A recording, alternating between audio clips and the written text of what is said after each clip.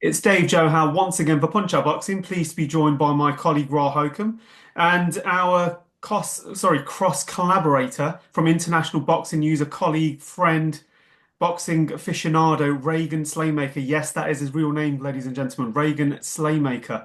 And tonight we're going to be talking about the epic showdown, the big fight that is. 3 years in the making. It's about legacy, history, all to play for Tottenham Hotspur Stadium on the 26th of April, live on DAZN, Eubank versus Benn. Wow, we're here, guys. I for one cannot wait for this fight. Um, Reagan, since you're the guest, you go first. I mean, what an amazing event, isn't it? On Saturday night. Saturday night, Spurs. I was just saying to you guys off camera, the first ever press conference that I ever done official thing for International Boxing News for was the first launch presser for, I think 2020 was the original fight set for. I 2022, mean, wasn't it? 2022. There we go. I'm trying to make the anticipation even longer for everyone. But yeah, how like it's mad. Obviously, everything that's happened. But I think, and then when Eubank and Benn, they've done multiple face-offs since the one in Saudi with Neymar in the middle looking as confused as I've ever seen a professional footballer. And then the whole egg situation, and you've got all of these things encompassing with two, like let's be real, not two, their dads were boxers and they were really good at one point. Like we're talking about the sons of two British boxing legends and icons, and that they're and like the legacy really has trickled down. It was born rivals beforehand, and now it's a legacy fight almost for the two of them. Like I'm looking for. I'm buzzing. I'm absolutely buzzing for the whole of next week. Not just fight night, but the whole of next week, leading to those two ring walks that are going to be absolutely phenomenal on Spurs on Saturday. But I'm looking forward to being there, mate. It's going to be a great night. Raw, as a Tottenham Hotspurs fan, don't hold that against him. Um, Look, it's Ham 3 years in the making. For all the people that say, "Look, I'm not going to be watching it," this fight doesn't interest me because we've had quite a few comments, haven't we, saying, "Look, this is a gimme fight, this is a gimmick fight." What do you say to people like that? No, I mean, in this game, fans and pundits will be negative for the sake of it. And to some extent, I'm probably one of them at times, but I'm selective about when I decide to be the contrarian. But no, look, the size of this event, it's taken a life of its own. I don't agree that it's a novelty fight. People seem to have an issue with the fact that, it's a welterweight jumping up two divisions. Well, throughout history, welterweights jumped up to middleweight. And they often did it, against better fighters than Chris Eubank Jr. In fact, before the modern advent of all these subdivisions, welter to middleweight was the common jump. So, yeah, I don't think that the whole issue around the size factor, that's a non sequitur. Um, but yeah, I mean, just the drama around it, it's captured the imagination of the nation. And it is a super fight, whatever people want to say. The real big fights are the ones that attract the casuals. Yeah, we can't use ourselves, who are obviously very hardcore and knowledgeable about all the best fighters in the world. This fight has got the hardcore, has got the casuals invested. And let's be honest, a lot of the people that say they're not going to tune in, they're going to get swept along with the current come Saturday night. And I'll tell you what, the atmosphere is going to be electric, absolutely electric when that first bell goes. And we'll be on the edge of our seats. It's going to be one great fight. I mean, I spoke to Eddie last night. So did Reagan. I said, Eddie, what are we expecting? Conor Benn, he's jumping up to middleweight. He looks like a hench, a buff middleweight, a credible middleweight. The size on him is absolutely impeccable. And he says, look, expect violence. Expect violence on Saturday night. Reagan, what did he talk to you about? The fight week, the fight. The same thing, he just made a point of that Conor Benn's camp. He's put everything into it. I don't know if you've seen the clips, of all the trip in Spain that he's the trip. I'm acting like it's a holiday, but the camp that Connor has set up with Tony, Pedro, and Nigel over there, bringing in elite. Let's not be real. He's not just bringing in sparring partners for the sake for as any camp would do. He's brought in Denzel Bentley, European middleweight champion. We know Denzel quite well here. What a fighter he is. Ramtin Musa, the young super middleweight charge, who's just signed with Queensbury, one of the you name an amateur that a promotional company has signed, he's beaten them right in the amateurs. Bruno Saras, who burst onto the scene with that KO win against Jaime Munguia at the back end of last year, and then William Skull, who's just about to fight Canelo, IBF super middleweight world champion. He's put everything into this camp. He's basically taking everything that he does here with the hard runs, the hard track sessions, the hard step sessions, and everything like that, and he's basically found a way to mold it into Spain, into the heat, like putting himself in harsher climates than he would do here. That's what Eddie made a point of here, and you see it on socials. Mm. I think obviously we're speaking to Eddie Hearn, we're getting a very Conor Benn centric opinion from the fight. Obviously, you'd like to see what Ben Shalom says after the interviews that will come out tonight at Whitaker Cameron. But I think Conor Benn is just on it. He's done everything he can to put 100% into this fight. And one thing's for sure for Conor Benn's whole career, he goes in there not to just win, but to be the best version of himself and secure that knockout win. And I think that's gonna be what Conor Ben's intentions will be on Saturday night. I mean, yeah, Eddie actually said that. Look, he's going looking for the KO. He's never seen a more vicious Conor Ben. But if I can just, play devil's advocate, Chris Eubank Jr., he is the natural middleweight. He has fought at higher weights. He has fought, let's be honest, some better opposition. He's been around a lot longer. He's more experienced. Is the banana skin more on Conor Ben, or potentially it is on Chris Eubank Jr. if he loses? But Chris Eubank Jr. is still a dangerous fighter, isn't he, guys? Do you want to take that, Rob? Yes. I mean, the big factor people make out is that he's fought at a higher level. I've never agreed with the critique of Eubank's career overall. Maybe what he's been like in recent years, for sure, in terms of who he's fought. But you look at who he's fought. He has fought some top level guys. And he's got some good wins over you like mid-tier world level guys. Um, I do think his career has definitely been an underachievement.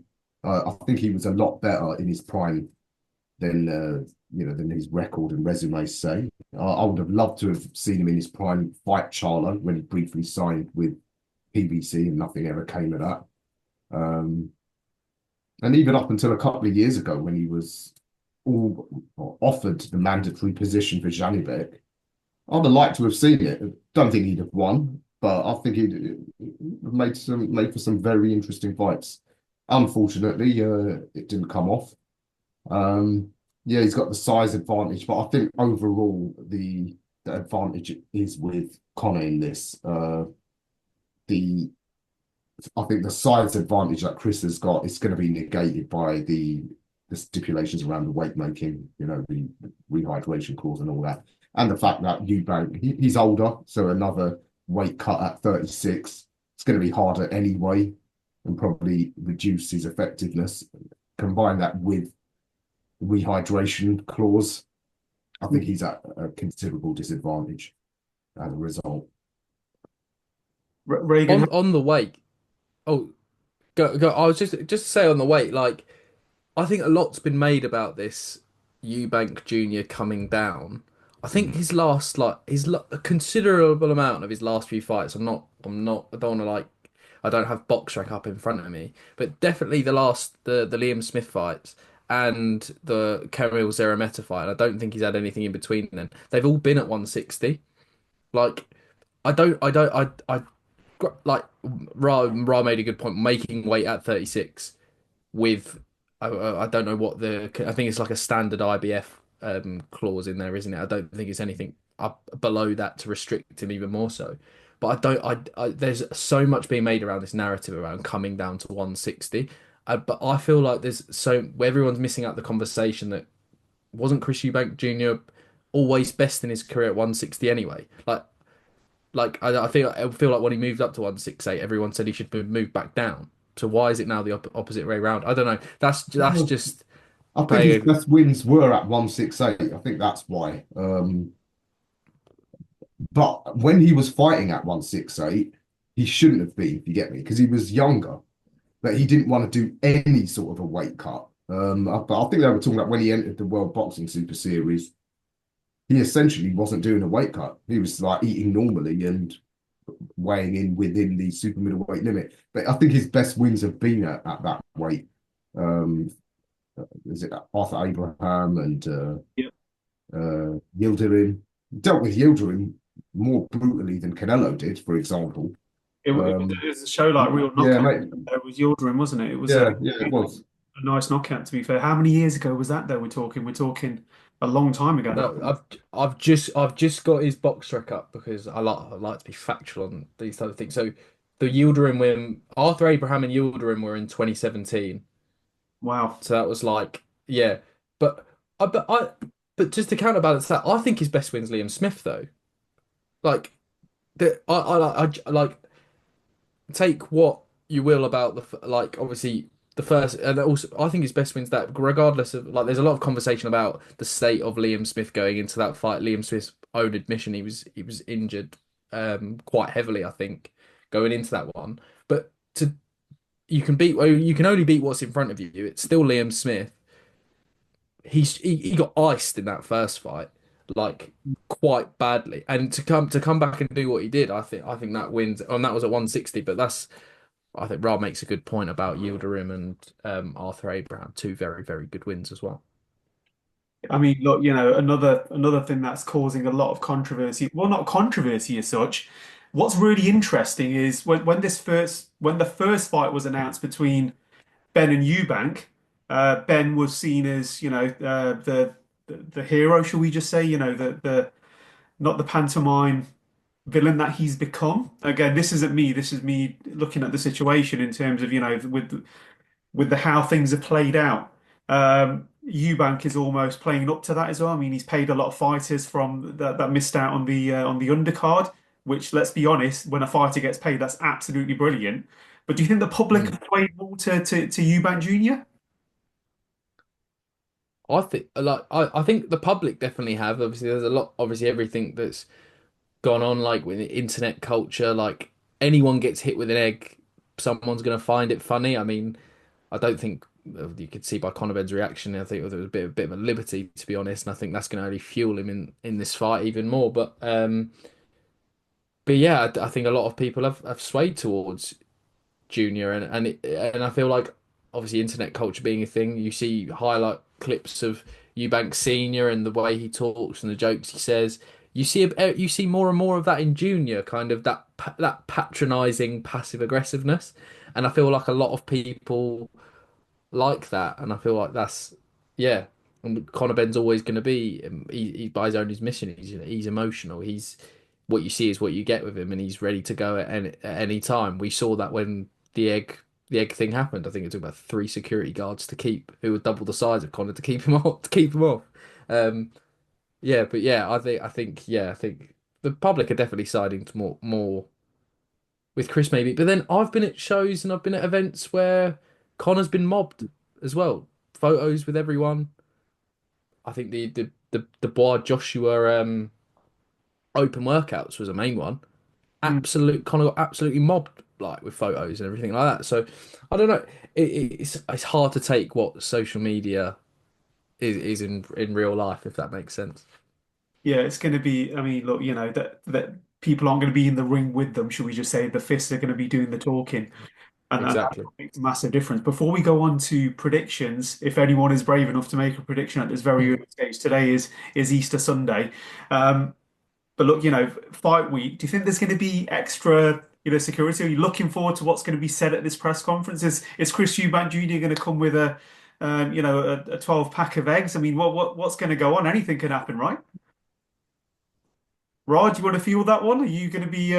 You're going to be there with an umbrella shield. Yeah, I think what Regan's saying is right. I think Eubank in particular seems to be loving playing up to the crowd, pulling all these antics, and I think we'll see more of it. I don't think Connor's going to consciously go out there and try and pull any of these sort of stunts. But I think Eubank will, and I think we're going to see a lot of drama all week. I think. Regan, what you expecting at these press conferences and grand arrivals and everything? Is But it going to be pure venom, or is I it? I I don't think they're going to be too close to each other at the beginning of the week, to be honest. I think the grand arrivals they're going to be kept very far apart. I think as it's grand arrivals and it's open workout, I think they're going to be kept very far apart. I don't think we're going to be seeing many face-offs until press conference day, maybe. And I think yeah, it'll be like it won't be a Lennox Lewis, Mike Tyson or a David Hay, Chisora type thing. I don't think it'll be anything like that, but I don't think we'll see any. I don't think we'll see them to go face to face maybe until the weigh-in, which obviously is ceremonial as well. So because it's be in the evening, they've already weighed in. So um, I feel it's gonna be spicy throughout the whole day. It's gonna slowly crescendo like any big fight week. It might crescendo at the weigh-in, let alone on fight night. I'm buzzing for it, guys. Like it's gonna be so big, and I know we're only keeping to the main event, but the undercard's gonna be electric as well. Who knows? Anthony Yard and Lyndon Arthur might reignite some rivalry in the week as well. Like you never know. They're gonna be a bit. It's gonna be a bit spicy in there. Yeah, I mean, look, we've deliberately chose to sway away from the undercard today purely because of the magnitude of this event and what's happening on Saturday night. Before we go into the prediction, there is one thing I want to ask you both, and hopefully one of you can, take the question first, which is Chris Eubank Senior, his comment saying, look, he will never be in his corner. And again, I'm paraphrasing here, he'll never be in his son's corner. He found that, foolishness and so on and so forth and disrespectful and plain wrong with the eggs. Who taught him that? What are your thoughts? What are your thoughts on that? The father not being in there for his son's fight. Sad, isn't it? Like I don't know if you wanna go, Raw. Yeah, very much so. I think Eubank a while ago he did a rare interview where he actually touched on the subject, and he said he wants his dad back with him. Um, so could it even have a significant impact on him? I think possibly so, especially I do see it being a punishing and hard fight for him. I don't know who's going to be in his corner. Has anything been revealed? But whoever it is, it won't have the effect that, say, his dad sort of urging him on would have. So, yeah, very sad. Disagree with the senior coming out in public like that. Um, but yeah, I think it could be a factor, him not being in the corner for junior. It's sad when you see anyone talk of it like that. I think it's like there's a lot when you see the relationship Connor and Nigel have. You Mhm. kind of you kind of wish it was the same around because would the build up be double as big if Cena was like not just for the but like then it's bigger than the build up, isn't it? It's family at the end of the day. Like I don't know. I don't like kind of turn the clip off when I saw the beginning of it. I didn't really like it. I didn't really like the setting it was in either. Obviously, the interview that was taken was at a walk to raise awareness for Michael Watson and Nick Blackwell and situations like that for people who in boxing sometimes it doesn't go too well for them. I don't know if maybe there was a situation of heightened emotion for Senior there as well, and all because for him from what I've seen in the clips it's all related, right? If the the weight and people getting hurt, it's all related. So maybe he was kind of all playing around in his head. Yeah, I don't know. I didn't really like it, to be honest. It was from every side of it. It's just sad. But Yeah, yeah, hopefully they can make it up as well because it's like what you said. It is very sad for this to be brought to the world theatre and everyone can see what's happening inside a family unit. But we'll go on to the predictions now. If anyone is brave enough to give an early prediction, and I'm going to head over to Reagan first. To be fair, as a Of course. no pressure whatsoever. If you think that it's going to end in one round, two round, you just tell her how it's going to be. I think I've definitely got I'm lit like in my head I'm definitely leaning towards Connor. Um I like but mate like just because everything's kind of what you see with the camp and everything like that. He's really put in the work and he like but it's not going to be an easy. I don't think it's going to be easy for him at all. Eubank's tough. Like he's tough as anything. Like what he's proved. Like he's the only fight he's really got badly hurt in was the Liam Smith fight. I think that was the first. Was it the first time he's been stopped in all of his losses? Yeah. Well, in his losses, I'm not saying all of his losses. Like he's lost like 10 fights, but um, I think I'm leaning towards a Conor Benn win. Like, I think that tenacity, I think that ferociousness starting quickly. If he starts really quickly, it could be a really hard night's work for Eubank, and I think Connor could get the win there. But I think he's got to really start quickly. But I am leaning towards Connor Ben. There you go, Raw. How do you see this at this very early stage? Again, Easter Sunday. You're going to go out on Monday. For quite a while, I've been quite heavily leaning in favour of Connor. I think all the factors that we've already discussed, the weight cut, um, it looks like, of course, we don't know what's going on behind the scenes, but it looks like he's more interested in, trying to win these sort of psychological mind games in the build up to the fight, as opposed to preparing for it. I just wonder whether is he as does it matter as much to him that he wins as it does to Connor? I just get the impression it doesn't. So all those factors, not having his dad there, all of that combined, I'm leaning heavily towards Connor. I think he'll come out fast and hard. Chrissy is tremendously brave and durable, so he will ride it out. But I think some point after the halfway stage, um, he will find that he's ruined that weight cut and rehydration clause, and he'll have not much left in the tank. So I'm going for a Connor Ben stoppage in around 8 rounds. Wow. Okay. Oh, he's given the round as well. Yeah, He's very, given the round. very brave already. I mean, again, this might change. How do I see it? So, look, I'm weighing up two things here. The sheer size of Conor Ben, what happened at the press conferences as well. That's only fueling him full of anger. Chris Eubank Jr. is a master of mind games. He looks completely unfazed. He's been there, done that, wore the t-shirt. I haven't seen Conor Ben. I mean, Regan, you've been to the gym with him, you know him. But from the brief interviews I've done with him, and from when he started out, and I've never seen him this angry. I've never seen him this angry, and my heart's telling me at this moment I don't think he'll. I think he'll win in the late rounds. I can't predict a round at the moment, but I can see Conor Ben potentially stopping Chris Eubank Jr. later on. However, I think it's going to be a very bloody affair. I think it's going to be a fight with a lot of back and forth. It's not going to be completely one-sided. I think Chris Eubank Jr. is going to be in there up until the end, and he may even go out on his shield. But I think with the age factor as well, and just how much can you poke a bear before the bear bites back? So I think Conor Ben, I'm going for a late stoppage. However, I think Chris Eubank Jr. is going to be giving Conor Ben a very, very hard night. And that's how I see it so far. I think I don't think you'd be far wrong there, but I think the level as well. Chris Eubank, like if you look at the resumes and the fighters, even in defeat, Eubank Junior's definitely fought at a higher level than Connor. His age a factor, I think so. Has but like yeah, but Connor's this is Connor's fight is like this is Connor's moment, isn't it?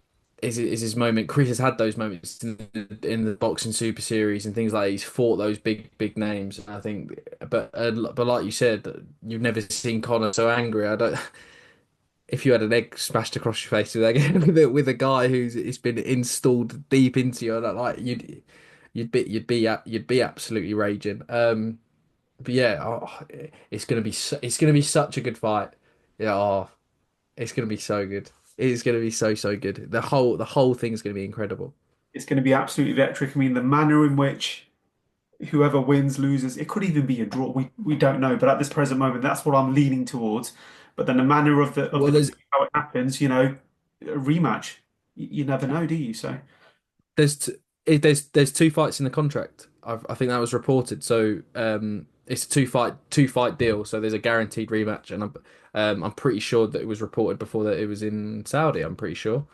Um, I'm fairly certain of that. whilst Regan's checking that Let's have out, a look. I mean that's two What? fight deal. It's got, potential trilogy written all over this. Who never knows that you could even have a third at the end of this as well. Whilst you're searching for that, Ra, I was going to ask you, do you think the hatchet will be buried after this? Do you think there'll be handshakes and hugs? Or do you think it will be, this continuous beef? Nah, I I think you're right. It could, depending on how it goes, it could even result in a rematch and a trilogy. So no, I don't think the beef is going to be put aside. It took the fathers to reach pension age before they put theirs aside. So I see the same thing happening with these two. It'll be a long time before they bury the hatchet. Yeah, I think it's but let's see what happens then. Tottenham Hotspurs. Um, Regan, did you find out anything about the rematch? Is Yeah, so yeah, so Chris Eubank Jr. versus Conor Benn two fight deal, guaranteed rematch by December. So that's just the tagline, and that was by our good friend Mo, who writes for Ring Magazine, um, in January, I believe. So yeah, Dan, I think originally reported by Dan Raphael. So yeah, two fight deal. So we guaranteed a rematch. I'm pretty sure, lads. So it's gonna be massive. I think. absolutely brilliant. Guys, well, let's go over to Regan first. Give a shout out to your channel and where they can find you and follow you and all your handles and all the great work you're doing. I don't want to blow I've smoke up your ass, but a great photographer as well. Entering the photography world. Yeah, give a shout out to yourself. Oh, thank you very much, mate. And can I just say, shout out to the Punchout boxing team as well. I mean, you guys have helped me a lot what in this journey. So thank you very much, guys, as well. Me and Ra love a York Hall trip, so it's always great to see Ra there. But yeah, international boxing news. That's my personal page that I've built from the ground up. My brother started it, but obviously he's got other adventures with SJam at the moment. But international boxing news underscore on Instagram at Int Boxing News on X or Twitter as the old people like to call it. Yeah, boxing on film. Give that a shout out if you like photography. And then I've got to give a shout out to Not Just Boxing. They don't need any more followers on Instagram. They've got about half a mil. But if you want to focus on follow the Twitter or X if you could, because then my boss Ash will be very happy. Good stuff, Regan. Ra, look forward to catching up with you next week as we delve into some more predictions and so on and so forth about Ben Eubank, and we'll also get a final prediction in on Friday as well when I land back. So no, it's going to be good. Make sure you stay tuned, guys, over on Punch Out Boxing and International Boxing News, and yeah, give everybody a follow. Regan, thanks again, mate. We'll catch up with you soon, no doubt as well. And For yeah, sure. take care, guys. Cheers, guys.